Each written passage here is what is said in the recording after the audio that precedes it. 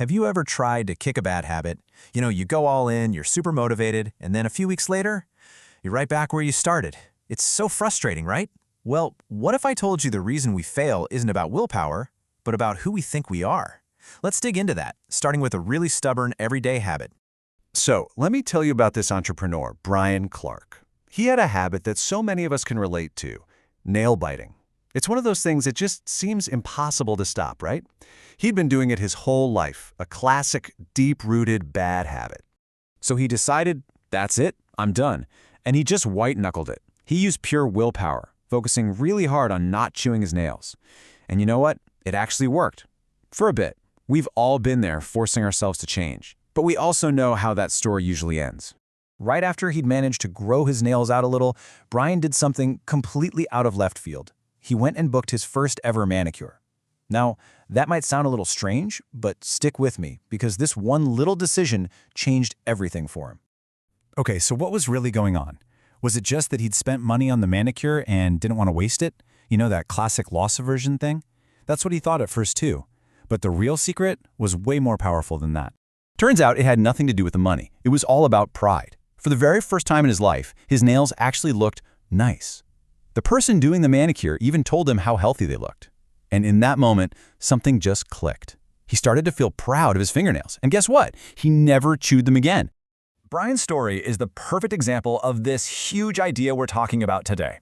Real, lasting change, it's not just about what you do, it's about changing who you are. Let's break that down. This is what's called identity change. It's that magic moment when a habit stops feeling like a chore you have to force yourself to do, and it just becomes part of you. It's the massive difference between wanting to do something and being that thing.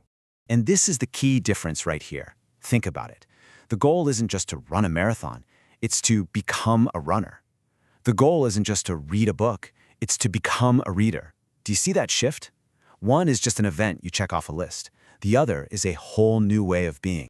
And this isn't just some feel-good theory, it's actually backed by science. There was this awesome study where they split people into two groups. They told the first group how important it was to vote. That's the action. But the second group, they were encouraged to think of themselves as being a voter, the identity. The result was huge. The being a voter group had a way higher turnout. Our identity literally drives what we do. So what's the fuel that makes this whole identity thing work?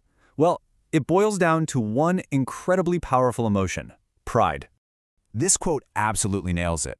When a habit gets tangled up with who you are, you don't need someone else to cheer you on. You don't need rewards. The motivation comes from inside, because you have a deep desire to be the person you believe you are.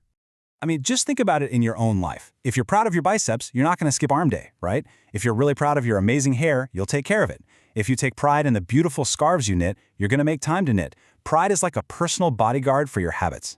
So, the bottom line is, once your pride gets involved, your habits are no longer these fragile little things you have to struggle to maintain. They become a standard, and you will fight tooth and nail to uphold that standard, because it's part of you now.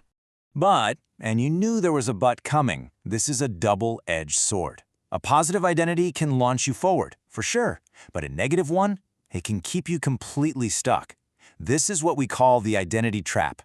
How many times have you heard this? Or, let's be honest, how many times have you said it? It just rolls off the tongue like it's a fact of nature.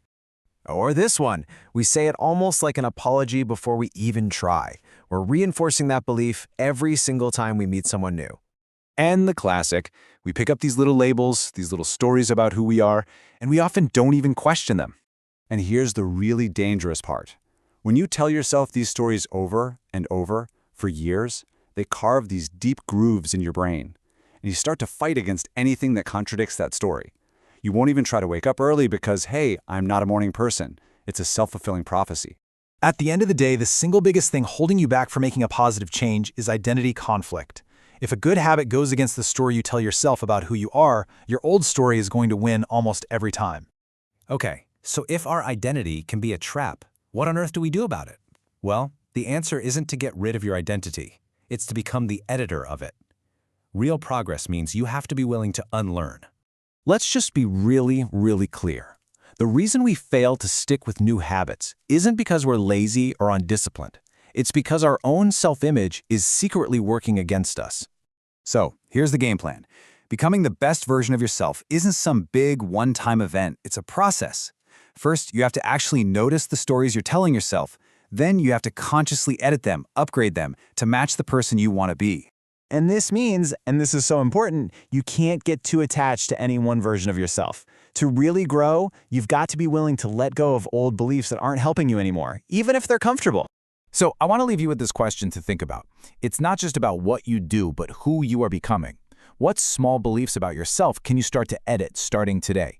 How can you start to emphasize the parts of your identity that will serve the person you want to be tomorrow?